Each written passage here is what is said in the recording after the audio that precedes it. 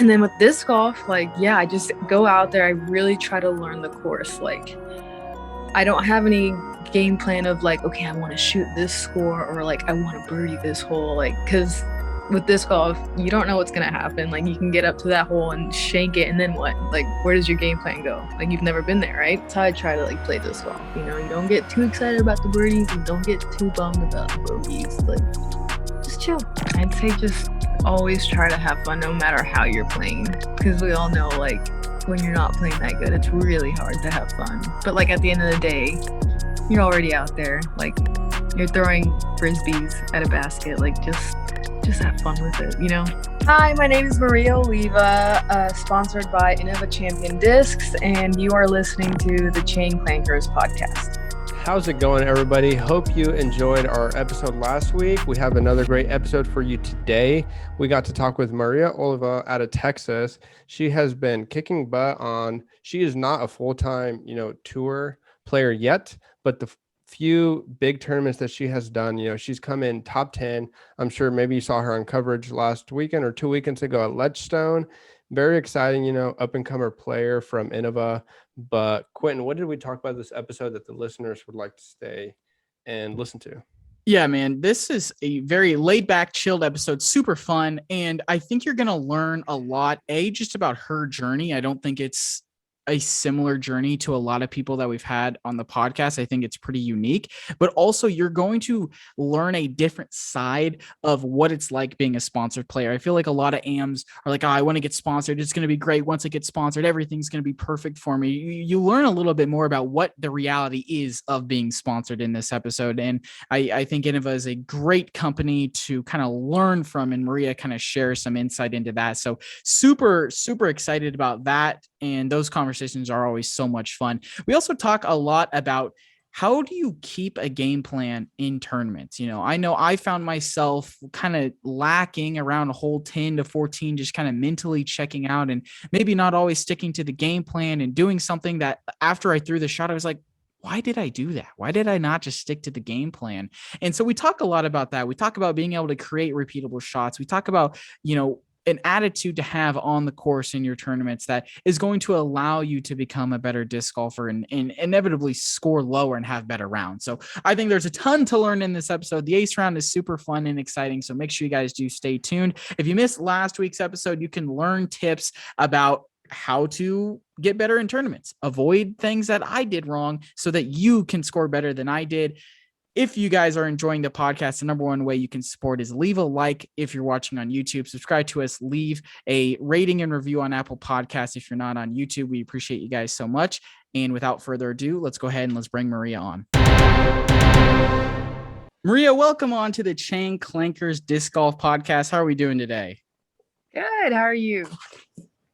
We are good. Very excited to talk to you today. We haven't had a female on in a while. I try to tell the listeners and tell Quentin, we have to try. It's so much easier. There's a lot more guys in the game, if that kind of makes sense. Well, and easier. Yeah, it's totally a male-dominated sport. Yeah, for now. And it's easy to get complacent and kind of reach out to people, then it's we try definitely really, really hard to try to get, female players on here just to try to make it balanced for all the listeners. So very excited to talk to you. We get a lot of different perspectives. We talked to Vanessa, and we had a super good episode with her, stuff that, you're only going to know about. So that was a great episode. Yeah, we're excited to talk to you. How are you doing today? How was your weekend? Did you play? I'm doing good. I did not play this weekend. I've only been back home for a couple days now after Ledgestone. And when I'm back home, I work. So that's what I did today. Nice. Ledgestone was a kind of breakout tournament for you and really kind of I think, put your name out on the map to a lot of newer people into disc golf. What kind of was that experience like for you? How often are you able, with having to work, be able to be out on the road and touring? Yeah, that tournament was super fun. I felt really comfortable with my game and the courses we were playing. So it just worked out. I'm super stoked about that. And yeah, this year has been a little busy for me just because if I'm not out there playing a tournament, I'm back home working and trying to sell some discs to keep going back out to tournaments because I'm flying to all of them right now and, getting a hotel Yeah. slash Airbnb. So it definitely adds up. But yeah, next year I just bought a van and it should be done by next year. So Cool. hopefully That's won't have to awesome. be flying anymore. Yeah. And where is home for you? I live in Texas, Rowlett, Texas. It's Oh, like really? that. Yeah. Yeah, I have family there in Roulette. Cool. Really? Yeah, Nice. yeah. Yeah, It's I go there quite a bit. yeah, Suburb outside. Yeah. that's the crib. So let's talk about your story from Texas. How did you get into disc golf? My dad and a couple of his friends like wanted the family to have something to do like on the weekends or something, I think. And that's what we ended up choosing. And at first I like really hated it because I did not like being outside and like I hated bugs and just yeah, I was not about it. But then later in high school, a buddy of mine like asked me if I knew what it was, and I was like, yeah, like, it's not that fun. But I went out there and I like played really well for, back then. And I don't know, I kind of just liked it and the bug got me, and that's all I've kind of done since then. Yeah, I feel like that's how a lot of people get into disc golf, and the Yeah. bug gets them, and it's like a mosquito bite. And then all of a sudden you're infected, and you just want to play disc golf all the time. I know. That's kind of what you were saying as well. Like, would you say that really once you got into it, you just found yourself constantly doing it and being like, wow, 7 days went by and I played disc golf 6 out of 7 days? Yeah, like I'm not really a competitive person. The only person I ever compete with is myself. And so, yeah, for me it was more like I have a very like addictive personality, and so I just wanted to be the best at whatever I was doing at that certain time. And yeah, like with disc golf, same thing. I was just like, oh, I want to get good. Like it's not fun when I'm playing like or when I'm not playing that good. Not safe for work, everyone. Your virgin ears, be careful. Sorry. You're all good. I feel like if you play disc golf, you probably heard a couple of curse words or two. Okay, so let's see. So you started getting hooked into it. And so you said this was around high school when you started kind of getting, and then, so did you just start playing, with your friends or going out on your own, or what was that like? Yeah, like when I started playing again, my dad obviously was pretty stoked on that, and he's like, Yeah. sick now, you can come out with me. And so we played, like what we did basically was every time I would get off from school, we would go like play like the local mini, and that was my practice basically. And that's just what we did for like years. Because Nice. I didn't ever really take disc golf that seriously. It was something I liked doing sometimes, but like I don't know, I didn't really ever like practice casual playing, but like I took it seriously when I did play, if that makes sense, For sure, for sure. So I guess what flipped the switch for you? What made you go from this is just something I'm having fun doing, bonding with pops, to all of a sudden, hey, I'm out at Ledgestone and I'm competing at Ledgestone? Yeah, it was this year. Like I went to college and then I dropped out, and then I went to a trade school, and then I was just not happy there. And I'm like, I just thought about like what made me like the happiest or what I felt the best doing, and it was always disc golf. And I was like, I mean, that makes sense. I should probably at least try and see where this takes me. At least like try it once. I could die tomorrow. You know, what could possibly happen? And so that's what this year has been. And it's worked out. And so what did that look like for you? You just starting to go and do some field work, or you just signed up for every tournament possible, or what did that look like?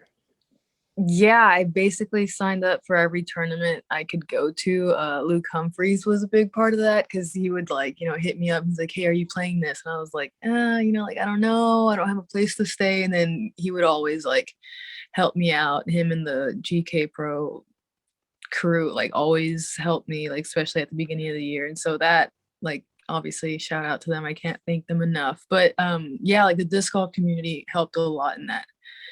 because they would really like want me out there, and I'm like, okay, I guess I'll go. And then, obviously I don't want to play bad at bigger events. So yeah, I definitely started practicing a lot more. Like I would putt whenever I could. Like I have a basket in my backyard. And then yeah, I would just play every day because that's how I like to practice. I just like to go out to the course and then just play around, but throw like multiple shots, by myself. And that's how I like to practice. I don't really like doing a lot of field work because I get distracted. Yeah. And I can also see how it's more fun to be able to actually play the round. You can actually visualize what's happening. You're attacking something different every single time. Yeah. I guess, like, do you ever find yourself getting worn out by doing that? I know that for me personally, I just played in a tournament. I haven't played in a tournament in like 6 months. And after the first day, my shoulder was hurting so bad because we did 2 rounds. Like, did you ever find your body like sore, or like maybe overdoing it a little bit and you had to cut back, or were you able to just continuously let it rip week in and week out? Oh my gosh, no, like, because like I said, I wasn't ever like, oh yeah, I gotta practice all day, every day, like disc golf is my life, like ever.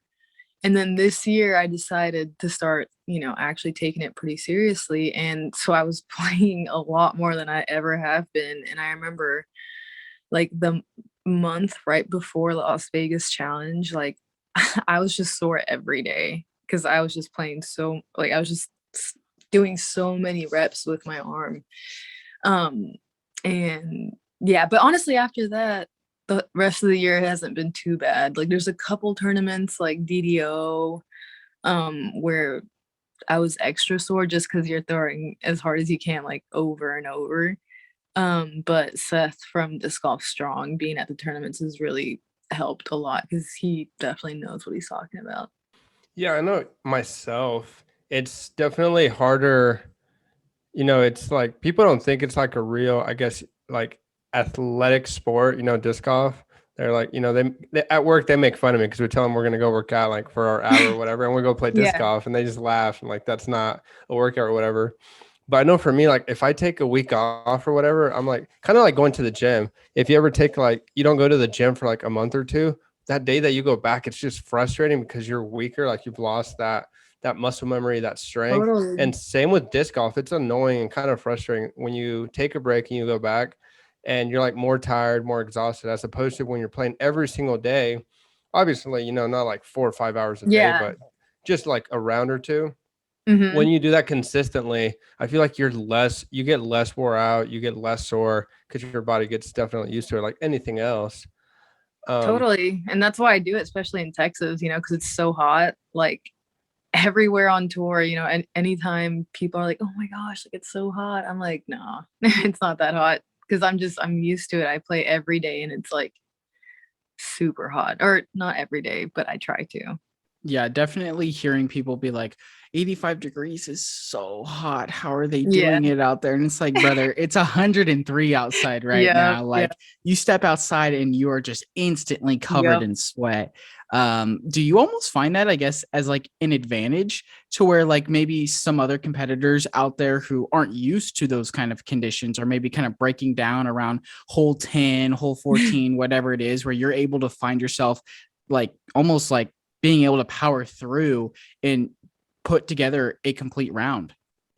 I theoretically you would think I have an advantage, but yeah, it doesn't necessarily like show up in my game just because like yeah, on the couple of hot tournaments we've played this year, like Ledgestone was one, it was super muggy out there, and I like dwindled on a couple of like the back nine holes on a few rounds. And so that's kind of like my thing sometimes. So you would think it might help, but I don't know. For me, it's always mental. It's not about anything else. So if I can like make it all 18 holes without getting super down, it should be all right. But that's way harder said than done. Yeah, disc golf is weird. It's one of those, even if you feel like playing, you're excited, like you get to the course, like I'm ready to play. I'm like, maybe if you got a new disc or you want to try something that you watched on YouTube, you're like super excited, or if you're playing around. But if you're not like fully invested, you definitely, you get a certain point in the round where you kind of just start to fade away, get bored, and then like you lose a lot of that motivation, and it gets so Yeah. hard to make those shots, to hit those Mhm. lines once you lose that focus. But let's go back a little bit here to, so you started touring a little bit, going to some events. When did the sponsorship happen? How did that come about? I've been sponsored by Innova for about 4 years now. But yeah, it was something I worked towards because a lot of the friends I had in the area were, or like a lot of my main mentor, Landon Knight. He was like a local pro here in the area, also sponsored by Innova, and he basically taught me like everything I know. And so it was kind of like natural for me to like have Innova be like my goal. And so that happened, and ever since then, yeah, I've just been on Innova, and I've loved it. It's definitely my favorite frisbees. Yeah, and I mean, Innova has been arguably the leader in disc golf for almost the entirety of disc golf itself. How, I guess, have they personally helped you in your journey? Like, are they financing for you to be able to go to these big tournaments? Like what are they doing other than giving you some merch and some discs to actually like help you, I guess? So right now, I'm waiting to get bumped up, hopefully, to like the touring professional like level on their team, because I decided this like at the beginning of the year, and right now I'm only a sponsored player. So I get 75 discs a year. You hear about these levels a lot, and people getting upgraded, going to different, Innova has, I think, what's the top one, like team champion? Yeah, I think it's like team champion, team star, and something else like And then like crew. those are really cool. Like companies having those levels, because it gives, players something, I guess, to work towards. It's not, Totally, yeah. immediately, it doesn't put you like right in the bracket of everyone else. It's kind of like you have something to keep working towards, Yeah. and different benefits definitely with those levels. And you know that your or like your results will reflect that. Yeah, exactly. So definitely that's one of my goals right now is to get moved up. And we'll see how that goes. So I Fingers. guess two questions here, right? What does a disc golfer have to do in order to get sponsored? Did you reach out to Innova? Did they reach out to you? And then I guess like how do you maintain sponsorship status? Like do you have certain goals and expectations that you have to meet? Or like is it like, hey, you're on for 4 years and we'll reevaluate at the Yeah. end? So that's like honestly, I feel like one of like the most frequently asked questions, I think, when people start playing disc golf and like kind of start getting serious with it, because they're like, wait, okay, so what does it actually take? Because I think some people even feel like, oh well, just anyone can get sponsored, you just have to know people. But like for a fact, like disc manufacturers and just other sponsors, like maybe like merch or like apparel sponsors, like they look for a lot of things. Like obviously you have to be playing a lot of tournaments because you're basically their advertising. And so if you're not playing tournaments and like meeting people and obviously being nice, like why would they want you on the team, right? So that's a big one. Obviously placing high and getting that rating up. And then this isn't a must, but nowadays, like I feel like you should definitely aim to get like a pretty good social media following, just because that's how people keep up with you and see what you're up to or whatever.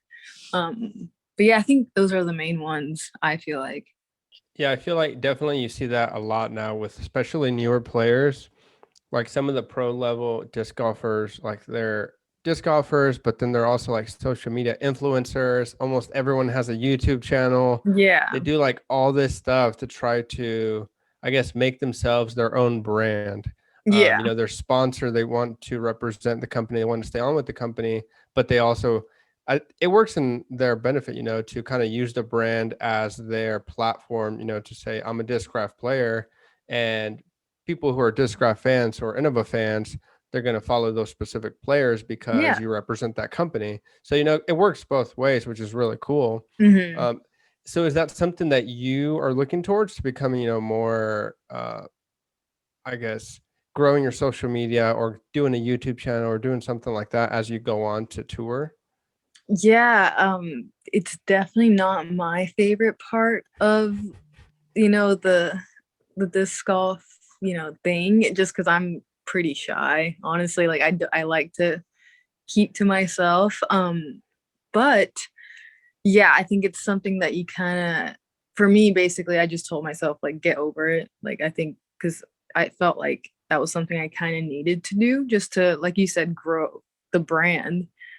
So yeah, I did start a YouTube, and obviously I've always been pretty prominently posting on like my Instagram and Facebook and stuff like that. So yeah, it's definitely something I'm trying to get better at.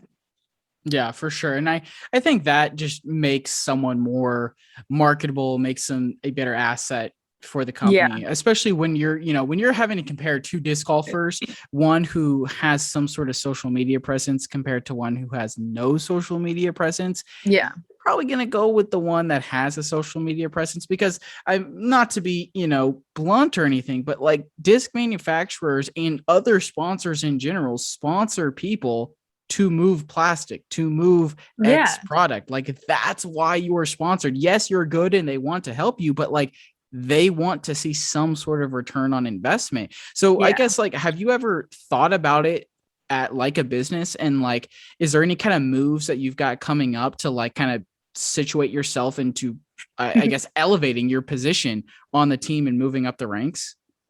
um Not really, just because I don't ever, I mean, I clearly have to see this as a business at some point, but right now, since it's so new, I'm trying to just take it step by step. Like the only business side of disc golf for me right now is like my fundraiser discs right now, which is something that's helped a lot, right? Because I get them, at cost, I get them from Innova, and then I get to sell them. And obviously, while I'm selling them, I get to connect with people that want to support me, which is always super cool. And I've been like just shocked at how many people like are willing to support me in this like crazy disc golf dream. So it's really cool. And that's really the only business side, which so far has been great. Like it's a little busy because I have to work, and so like shipping them all out myself is like kind of a lot sometimes.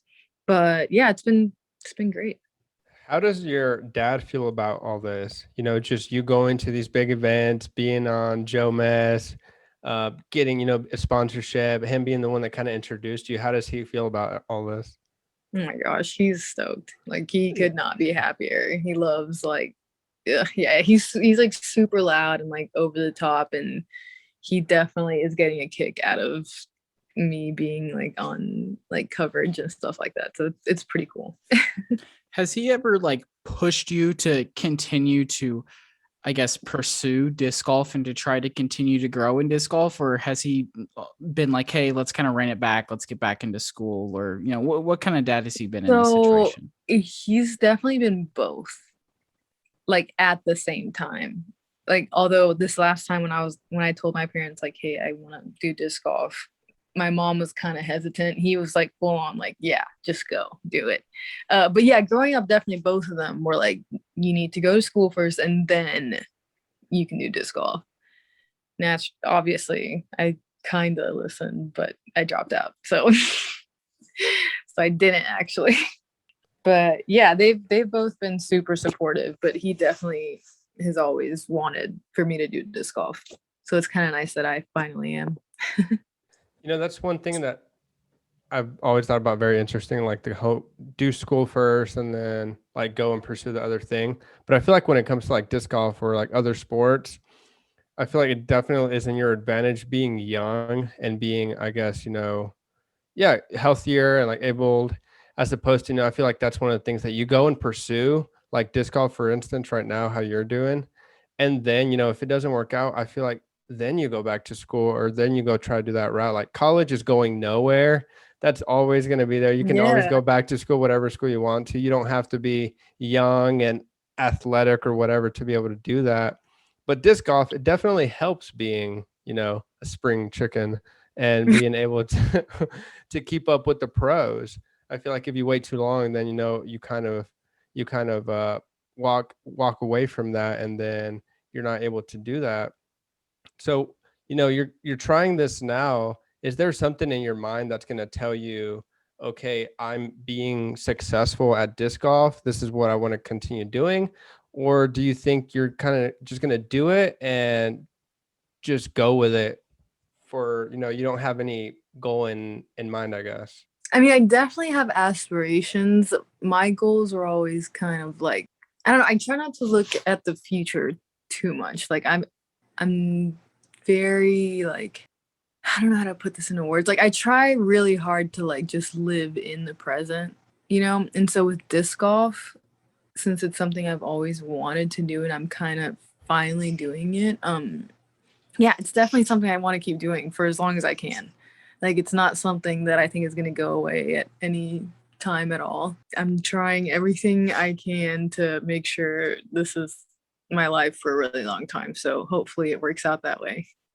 Yeah, and I think you've got such an advantage being a younger player in the game because like Horatio was mentioning, I mean, it's so hard being even like 28, 30, 30. I mean, look at Brody Smith, 32, I want to say is how old Brody is. Someone can correct me if I'm wrong, but like it's hard to enter the game at an older age and expect to compete. Being youthful gives you an opportunity to learn and then be able to compete. I mean, literally look at Kyle Klein. The guy won Rookie of the Year last year. Now he's looking like an unstoppable force. And it allows these players to just, I think, grow into the sport instead of being forced to be good right away, if that makes sense. Um, Totally. like have you seen any of that? Like being able to like get your feet wet in the scene of professional disc golf Yeah, I without mean, like you see it all the expectation? time. Yeah, like you see it all the time, like Eagle, you know, like he slept, ate, drank disc golf since he was super little, and like look at where he is now. Like same with Haley. Same thing. She practiced like 3 hours a day, like just putting, like in her basement, like since she was like 15 or something. Like of course, like it's the best players are gonna be the ones that do that, I feel like. And not to say like you can't do both disc golf and school, because like you see Calvin, like he's still pretty young, right? He's an engineer. Like there's so many disc golfers that like have degrees. Like you can definitely do both. It's just like, for me, if you're a person like me, I just never saw myself doing school. Like it's not that I was bad at it. It wasn't for me. And so I finally decided to just accept that and start, taking disc golf seriously. What was it about the disc golf, I guess, lifestyle that appealed to you as opposed to, college and going and getting the job 9 to 5 thing? It was definitely the freedom. Every tournament I would go to, that was like one of the bigger ones. The lifestyle was very appealing in the sense of like just it was very peaceful. Like I saw like the van life and like how that went down, and I was just like, this is kind of like everything I've ever wanted. Like a little like house to myself. No one comes in unless I like let them in. Like this is great. And I get to play disc golf and like be out like in nature, which I love now, didn't as a kid, you know.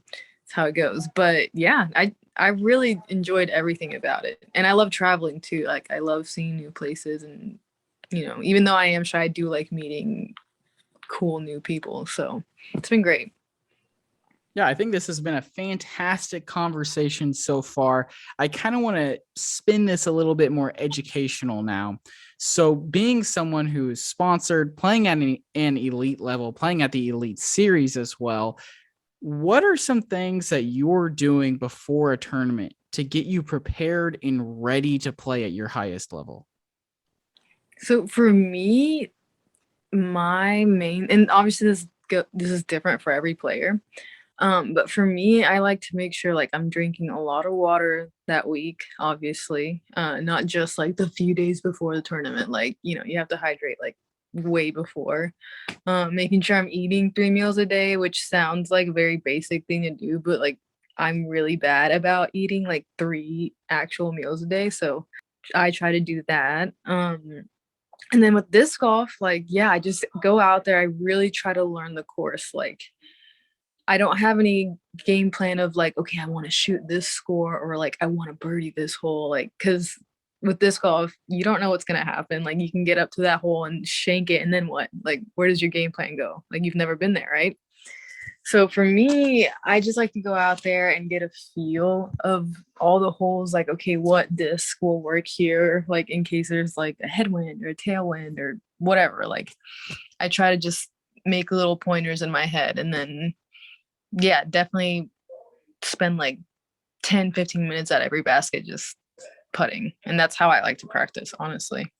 It's nothing crazy. But that's how I get ready for tournaments. And then I usually take an off day before the tournament, but I still definitely like putt and maybe like do a couple throws here and there. Have you seen your routine or kind of your game plan before a tournament change from, being playing at local events and going to, I could see, some of the local here in my town, local pros, I could see them, being able to stay up late or kind of whatever, I guess the irresponsible ones, I guess, Yeah. but not taking it super seriously and then showing up to the tournament, the local tournament that weekend, a C tier or something like that. And they're that good compared to like, the other local pros that they could just show up and even, have a rough day, not not warm up, not do much practice, compete and still win. You know, did you feel that going onto the national tour events or bigger tournaments to where, you couldn't really, I'm not saying that this is what you did, Mhm. but do you see a difference between the pros showing up to these bigger events versus, pros showing up to those local events? Honestly, I don't see a huge difference just because, like I said, everyone is super different, and even the pros are super different. Like some of them take it very seriously, and some of them don't. Even like the really, really good ones. Like you never know. I feel like that's how like the local pros are too. But for me specifically, I was always the person to not really warm up that much. I was just kind of like, I'll just wing it. And now, definitely not. Like, I definitely have my routine that I've done this year that I feel is the best for me, which is like every tournament, I do like my disc golf strong, like stretches, get like everything just warm. And then honestly, I might do a couple like throws here and there if they have like a net set up at the tournament or if they have like a field, but that's never like that one I'll like either do like sometimes and sometimes I'll leave it out. But something I have to do is putt. Like I warm up for at least 20 minutes. And then as soon as I just start feeling good, then I stop. I make sure I make two like at 20, 25 footers and then I leave and then I wait until I have to tee off and it's been working out for me. Earlier you mentioned you don't want to necessarily set the expectation of, oh, I have to birdie this hole, because what happens if, now all of a sudden you're 70 feet to the right and it's not birdieable? What, I guess, is your game plan then? Is it to just throw a quality shot, or when do you start putting expectations on your throws? Honestly, like when stuff like that happens, like the perfect example of like, okay, yeah, you have this game plan for this hole and then you get up to throw and then you shank it and like maybe you hit like first available or something like that. Like I think for me the biggest thing that's helped is just when stuff like that happens and you look like you go to your next fly and you're like, whoa, like this is not good. Like just accept the fact that you might bogey. Because guess what? You might just bogey from where you are. And bogeying is way better than getting, cute with it and trying some crazy shot that you've never practiced or just aren't really that comfortable in and taking like a double or a triple. That's something that's helped me out personally because, sometimes when you're in a really tricky situation that you've never been before, you kind of freak out and start like, oh my gosh, like I have to birdie. Like, what do I do in order to birdie? And sometimes you just need to like take it back and just be like, okay, no, how can I get the par? Or again, if sometimes you kind of just have to accept that you're getting a bogey. You just have to deal with it. What do you of mentally on the next tee pad after you bogeyed? Are you more on the side of like, come on, we can't do that kind of stuff. We have to clean it up. That was, bad. Or are you more like, okay, we got out of the way. We need to I guess, yeah, kind of how do you talk to yourself after a bogey? Yeah, obviously it's hard not to get upset after you bogey a hole, especially if it's, maybe like a shorty or something that you just can do in your sleep. Like, yeah, you're gonna be upset. But I think the most important thing is to just not let it like linger on for like more than, I don't know, 30 seconds. Cause you need to be thinking about your current shot and your current shot only, not your next one, not your previous one, like the one that you are about to throw. And that's something I've definitely gotten a lot better at this year. Like I'm just really good at erasing what happened on the last hole and just walking up to my line and just doing the shot that I need to do. Yeah, that's great advice. I remember coaches and other sports always saying, you have to have a short memory because you can't change what's in the past.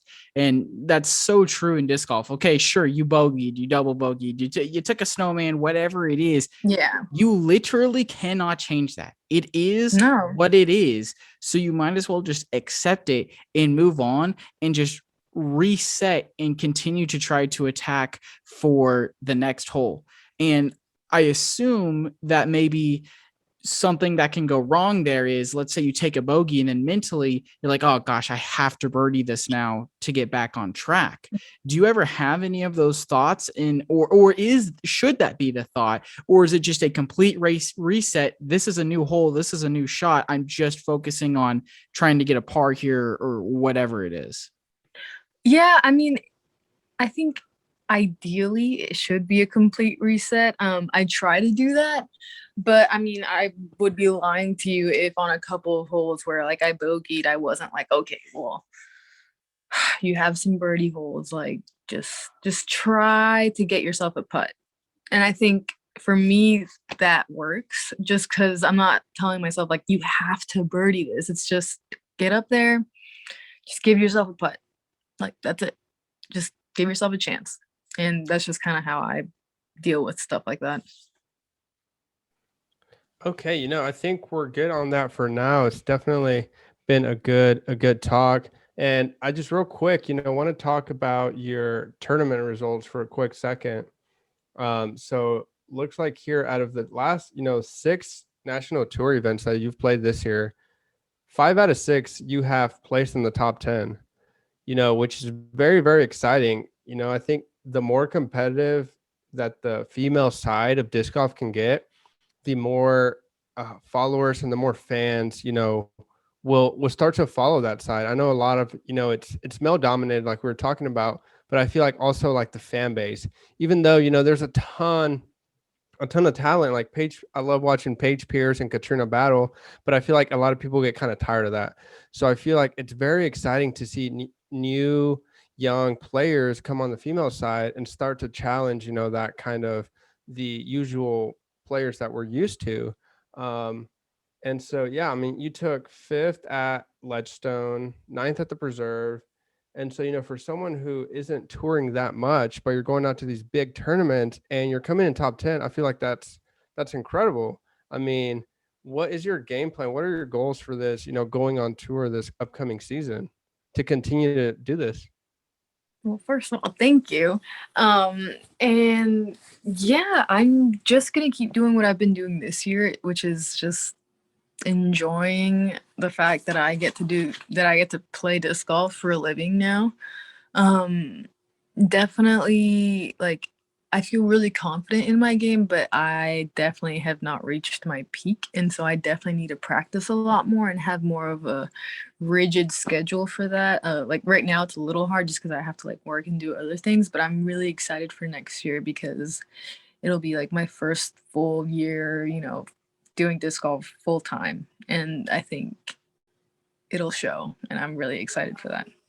Yeah, I know we're very excited as well, just to see the continued breakout into next year. And so I guess the last question that I have before where I'm ready for the ace round at least is, playing on these big time cards, playing with the likes of Paige Pierce, Kristen Tatar, Katrina Allen, Haley King, Vanessa Van Dyken, like all these big names in the sport right now. Have any of them almost like taken you under their wing or like really tried to help you out? Or is it like, yo, this girl is finna about to crush here in a couple years. You cannot give her any of the secrets? Well, it's funny that you mentioned that because, like, yeah, so it's from what it seems like, you would think that I'm kind of like the new person like on tour, but like I have known a lot of the touring pros for like years and years because like when my dad got into it, he would host a lot of people. And even though I wasn't playing, like a bunch of touring pros like came through our house. And so it's more of like, hey guys, I'm actually out here with y'all now. So no, like everyone has been so welcoming, like they're all like my buds. So like everyone's super happy that I'm like finally out there. And it's just been like insane because everyone's just been super supportive and like the women, like every single one of them I've met, they've just been nothing but nice and like helpful and generous. And it's just, yeah, disc golfers are really nice people for the most part. It's been great. Yeah, it's amazing. And I mean, your dad sounds really cool. Maybe next time I'm in roulette, I'll have to hit up your dad and go Yeah, play for around with him. sure. Have you He's gone not bad either. have you gone to the point where you're beating him yet? Yeah, Yeah. yeah, definitely gotten there. For a while, like actually, yeah, just until this year, I've been able to beat him because he's fairly good. He has a Yeah. really killer spin putt, which I probably learned from him. So it's kind of how he gets those strokes. Cool. I think with that, we are ready to get into the ace round. So these are just the same 5 questions we ask every single person. And so the first one we have for you here is you're taking a new player to the store to buy their first set of discs. What one putter, mid, and driver do you recommend to them? For a beginner, I would do an AVR, any sort of AVR that you can find at the store. They usually have them there. And then for mid-range, I like Mako threes. I think they're really neutral. And I think even if you throw kind of soft, you'll kind of learn with that disc how to get it to fly straight for you. And then for a driver, I'd suggest a Roadrunner. And even though that's a fairway, I think for a beginner, that's the best route to go because it feels a little bit more comfortable in your hand for the most part. So that's Yeah, what I would advise. that's definitely a theme we've heard more fairway drivers than distance drivers, and the Roadrunner is one hell of a disc for sure. So the next question we have for you is, what is your favorite course you have played and one course you would like to play? My favorite course that I have played, I think, is Northwoods Black, the one we just played at Ledgestone. Oh my gosh, that course is insane. Like I I wish I could play there a lot more often. But yeah, and then a course I would like to play is um the courses in Vermont for Green Mountain Championships, and I get to play that this year, and I'm so excited. So yeah, Yeah, that those two. just from watching coverage, that course looks beautiful. Yeah. All right. Next question we got here is one tip you would give to yourself who just started playing disc golf. I'd say just always try to have fun no matter how you're playing, because we all know like when you're not playing that good, it's really hard to have fun. But like at the end of the day, you're already out there. Like you're throwing frisbees at a basket. Like just have fun with it, you know? No, that's big facts. The tournament that I just played in last weekend, I saw somebody spend like at least $85 to $100 to play in advance and had one just awful round, literally the first round, awful round, and then just quit with 2 rounds Oh, left. I could not imagine spending that much money and then just playing one round and being pissed and not showing up for the other two. well, yeah, Have it's so fun. sad. Just have Yeah, fun. Just have fun. turn that frown upside down. It's Yeah. really not that bad. You're playing disc golf. It could be, you could be at Yeah. work. So like, Well, and like, you know, it's like directly affects everything like in your life. Just have fun. It's not, nothing is ever as bad as it seems, and nothing is ever like as good as it seems. Like that's how I try to like play disc golf. You know, you don't get too excited about the birdies and don't get too bummed about the bogeys. Like just chill. yeah, Just have fun. no, that's great advice. Our fourth question we got for you. What is your favorite memory playing disc golf? I think my favorite memory was this year. My boyfriend and I went to Dalhart, Texas, and we both won our first 8 years together. And it was super cool. Like That is just yeah, crazy. Was it the super same cool. tournament? Yeah, same Oh, tournament. wow. That's He crazy. won MPO, I won FPO, both first 8 year wins. So it was like just crazy. Yeah, it was super Damn. cool. Quentin says that's goals. That is goals. Goals. If I could get my fiance out there in a couple of tournaments, we could maybe pick up some W's. Dude, do it. How can he get her out there? How can he get her signed up to a tournament? She's not very competitive, so No. Well, without you pushing gotta- her. Well, one, you have to make it fun for her when you do bring her out. Oh yeah, all the And time. She loves Two, playing. Yeah. I think, yeah. Well, if she loves playing, then yeah, I think for a lot of girls is finding other women to play with, yeah. which is hard, granted, but I think, like that's the main thing, because representation is like huge, and you like to be with people that are also like you. So like playing with other women, I think is super important for a lot of girls. True. She has definitely said she would not want to play with a bunch of men and does not like when men are watching her play. Yeah. So yeah. Maybe. Well, yeah, because tournament everyone's would be been out on nice. the disc golf course when a girl is out there. Like some dudes are kind of gawky. Some dudes are like, very creepy. just just I chill. know there was one time, probably like early Marchish, once the snow and the negative 30 degrees went away, where her and one of her friends actually went out to a course without me, and it was just packed. And there were definitely some guys behind her like saying some stuff, but I think it was positive. It was just a totally weird vibe.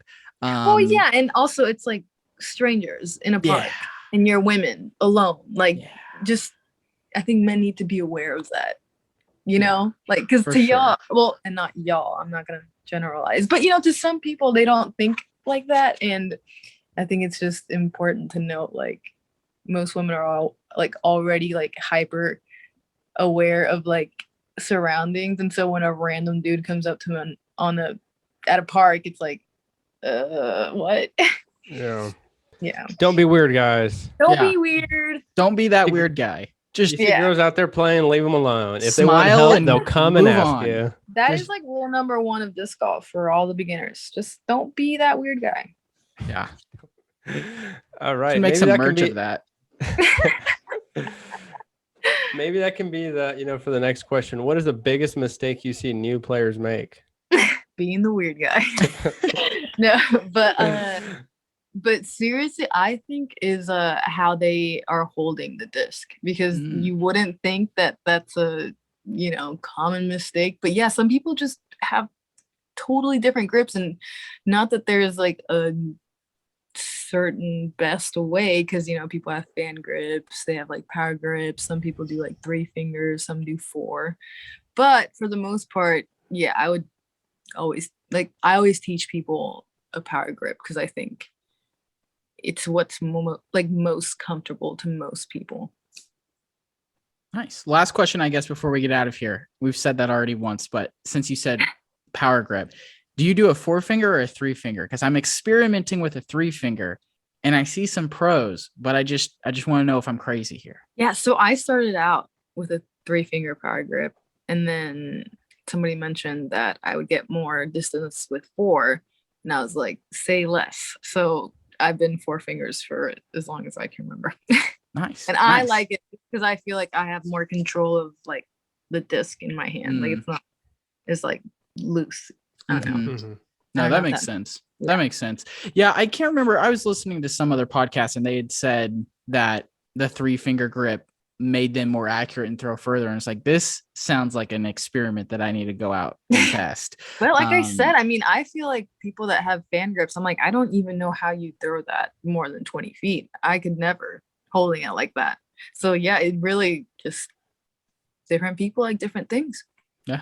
For sure. Well, Maria, this was a fantastic episode. I had a lot of fun here. Where can the people follow you at on Instagram, subscribe to your YouTube? Where can the people connect with you? Well, thank you for having me, guys. I had a lot of fun. This is the first time I've ever done something like this, so thank you. And on Instagram, it's easy. It's just MO_1029. And my YouTube is just my name, Maria Oliva. And you should find some cool disc golf videos. And I would really appreciate it if you guys followed me along. Yeah, we definitely will. Very exciting. I know there's a ton of, like Eagle has a blog, Simon has a blog, and like all those guys, but I feel like you don't see as many on the female side. So get some content, put it out there, teach people how to do stuff, keep it fun, Exactly. take us along your journey. And very excited for you. Best of luck to you this next season. And we wish you nothing but the best going forward. Thank you guys so much. I really appreciate y'all. And I wish y'all the best of luck in this podcast. It's been super fun. Thank you for listening to the Chain Clankers podcast. Make sure you follow us on Twitter and Instagram at Chain Clankers and hit that subscribe button wherever you're listening to us from so you never miss another episode.